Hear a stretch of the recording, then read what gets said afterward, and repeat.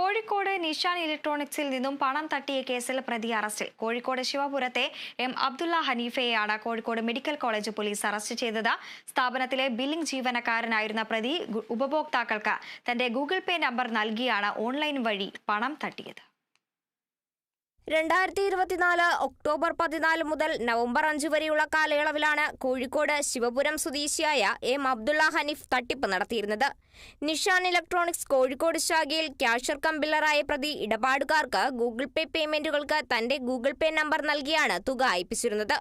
ഇത്തരത്തിൽ സ്ഥാപനത്തെ കബളിപ്പിച്ച് 1,28,400 രൂപയാണ് പ്രതി തട്ടിയെടുത്തത്. പിന്നീട് സംശയം തോന്നിയ നിഷാൻ ഇലക്ട്രോണിക്സ് അധികൃതർ കണ്ണൂർ ടൗൺ പോലീസിൽ പരാതി നൽകി.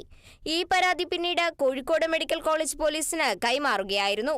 പോലീസ് നടത്തിയ അന്വേഷണത്തിലാണ് കോഴിക്കോട് ശിവപുരം സ്വദേശി എം അബ്ദുള്ള ഹനീഫാണ് പ്രതിയെന്ന് കണ്ടെത്തിയത്. തുടർന്ന് പോലീസ് ഇയാളെ അറസ്റ്റ് ചെയ്യുകയായിരുന്നു. Kerala vision news, Kozhikode.